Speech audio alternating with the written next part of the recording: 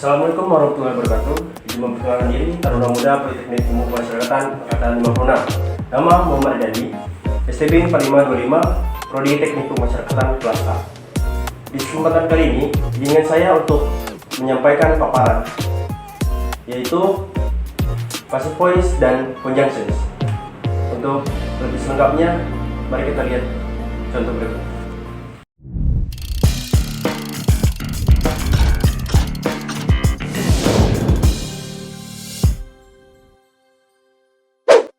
Ini saya akan memaparkan dua jenis materi, di mana jenis materi tentang conjunctions, yang kedua tentang passive voice.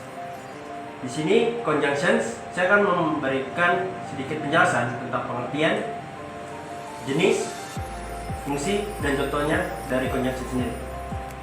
Conjunctions atau kata sambung adalah kata yang digunakan untuk menghubungkan unit-unit bahasa yang setara, kata dengan kata, frase dengan frase, klause dengan klause, kalimat dan kalimat, dan seterusnya. Pemakaian conjunction sendiri dapat dicontohkan dengan kalimat seperti contoh, you and I are on the same boat. And menggunakan kata you dan kata I atau subjek dengan subjek. Yang lainnya dari contoh tersebut, is that your father or your uncle? Or menghubungkan frase your father dan frase your uncle, atau subjek komplement dan subjek komplement. We went home after the rain stopped. After menghubungkan klause we went home dengan klause the rain stopped, atau main clause dan sub clause. Adapun jenis-jenis conjunctions, jenis dan contoh conjunctions berikut seperti yang pertama, compound conjunctions. Compound conjunctions adalah kata sambung yang menghubungkan hal-hal setara, misalnya subjek dengan subjek, verb dengan verb, objek dengan objek, dan adverb dengan adverb, dan seterusnya. Compound conjunction sendiri dibagi menjadi dua, antara lain coordinate conjunctions, seperti anggotanya kita bisa menyingkatkan fun boy, di mana fun maksudnya for, a itu n itu nor, but, b itu but, o itu or, y itu yet, dan so, s itu so. For contoh, for adalah karena. Sebagai contohnya kita ambil she was absent yesterday, for she was sick. Kita mengambil contohnya for. Dan and, Mr. Wilson invite me in and him. Kita mengambil kata hubungnya seperti and. Nor atau tidak juga, itu kita mengambil contoh seperti he can not see nor hear, dan sebagainya. Namun conjunction lain bisa digunakan untuk menggantikan ketika awal kalimat. Contoh conjunction seperti because he was afraid of the dog, the child is hid behind his mother's skirt. Conjunctions yang lainnya seperti for, yet, and so selalu menghubungkan kalimat dengan koma, selalu mengawali mereka. And ketika mengubah dua kalimat memiliki tanda baca sebagai berikut. Contohnya, it was rain hard and there was a strong wind. Bagi wine. Umumnya conjunctions diawali dengan sebuah koma atau ketika menghubungkan dua kalimat. Correlative conjunction adalah yang kedua. Correlative conjunctions terdiri dari konjungsi-konjungsi yang berpasangan. Anggotanya seperti tadi fun boys, yang ini kita bisa menyimpulkan seperti both and, not only but also, either or, neither, dan not. Pola mereka seperti pola subjek yang kedua ini atau materi kedua ini adalah seperti both, subject, and subject, dan diikuti oleh plural verb. Not only, either, neither, mereka mempunyai hal yang sama. dengan subjek, tetapi not only subject but also subjek dan diikuti plural atau singular verb, dan seperti yang lainnya diikuti seperti berikut. Contoh, kita mengambil dari quote. Both the driver and the passenger were injured in the accident. Yang kedua, not only she but also I am studying chemistry. Hampir hal yang sama, kita menggunakan dengan she. Not only I but also she is studying chemistry. Kita mengambil contoh yang lainnya, either my Anderson or Miss Wijin is going to teach our class today. Selanjutnya dari conjunctions kita masuk ke materi ke B, dimana B ini termasuk dari complex conjunctions. Complex conjunctions adalah kata sambung yang menghubungkan antara main clause atau induk kalimat dan subordinate clause atau arah kalimat. Bertemunya dua kalimat clause ini membentuk kalimat.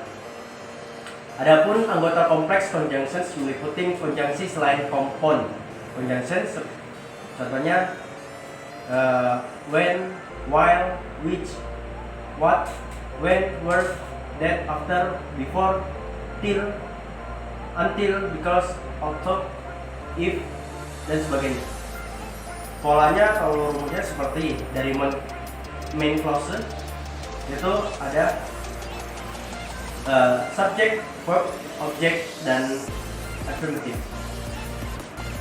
Dari subject clause, conjunctions, subject, verb, object, dan affirmative.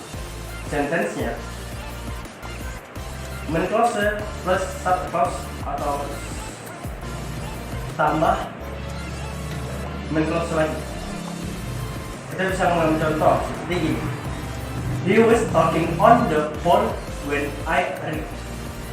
When stayed there until we finish it. Kita memasuki fase pemaparan tentang fungsi conjunction sendiri. Secara garis besar, fungsi conjunction dalam bahasa Inggris adalah sebagai yang pertama, penambahan atau kumulatif. Yang kedua, pilihan atau alternatif. Yang ketiga, pertentangan atau adversative. Yang keempat, kesimpulan, conclusion. Yang kelima, keterangan tambahan atau opposition. Yang keenam, hubungan sebab akibat, cause and effect. 7, pengaruh dan akibat, impact. 8, maksud dan tujuan, purpose. 9, syarat atau conditional. Yang ke-10, pernyataan mengalah. Yang ke-11, perbandingan atau comparison. Yang ke-12, cara permainan. Dan yang terakhir, waktu atau time.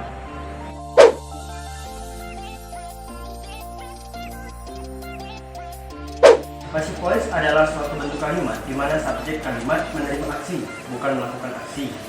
Tidak seperti active voice yang fokus terhadap pihak yang melakukan aksi, aware of actions. Bentuk ini lebih berfokus kepada pihak atau objek yang menerima hasil dari suatu aksi tersebut, atau receiver of actions. Aktif, polanya seperti my parent playing some flower. Ini pelaku aksi. Yang pasifnya, some flower are played by my parent, penerima aksi. Umumnya, kalimat aktif yang bisa ditransformasi menjadi kalimat pasif berbentuk kalimat aktif yang mengandung transitive verb atau kata kerja yang memerlukan objek langsung seperti make, bring, buy, write, dan sebagainya. Sebaliknya, kalimat pasif yang mengandung interaktif, intransitive verb, kata kerja yang tidak memerlukan objek langsung seperti cry, swim, go, arrive, when it arrive, and die. Tidak bisa diubah menjadi sebuah kalimat pasif. Namun, apabila intransitive verb tersebut diikuti oleh preposition, ada kemungkinannya kalimat tersebut bisa diubah menjadi kalimat pasif. Tetapi kalimat pasif yang terbentuk akan sangat kaku bentuknya. Adapun rumus passive voice, untuk membentuk kalimat pasif tersebut, rumus sederhana saja. Biasanya digunakan tetapi tetap harus disesuaikan dengan tense kalimat. Contoh, kita mengambil subject to be past participle. Dari tense kita mengambil simple present. Simple present subject dengan to be-nya am, is, are plus past participle. Contoh passive voice-nya is great. Present continuous dengan to be I am, is, are, being plus past participle. Contoh is being created. Simple past dengan to be, was atau were plus past participle. Seperti contoh was created. Past continuous dengan to be, was, were, being plus past participle dengan contoh was being created. Present perfect has atau even have been. Ulangi, has, have, been plus past participle, contoh has been created.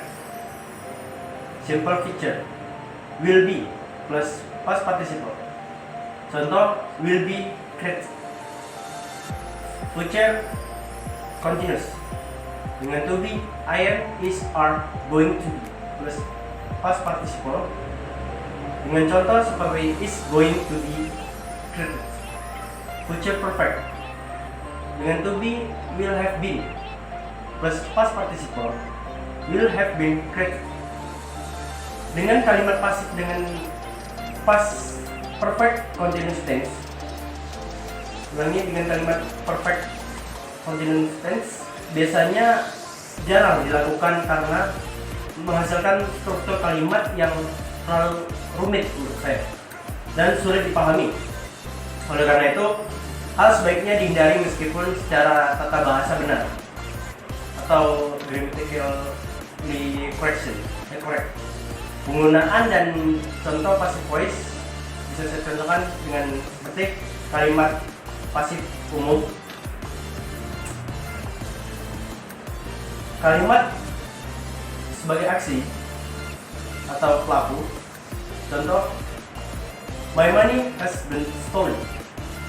Dalam contoh passive voice yang ini, kita membicarakan pembicara tidak mengetahui siapa yang mencuri dompetnya. Ketika pelaku aksi sudah dijelas dan tidak perlu disebutkan namanya. Contohnya, wheat is grown in Karawang. Dan contoh ini sudah sangat jelas bahwa petani adalah pelaku aksi atau orang yang menanam gandum. Ketika tidak ingin memberitahukan siapa pelaku aksi, contohnya mistake were made. Dalam contoh ini pembicara tidak mau memberitahu siapa yang melakukan kesalahannya.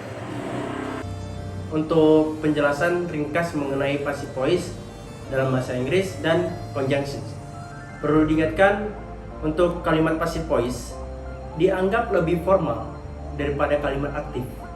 Oleh karena itu, kalimat pasif umumnya digunakan dalam penulisan seperti penulisan ilmiah, laporan teknis, dan artikel koran, dan jarang digunakan sebenarnya pada percakapan sehari-hari.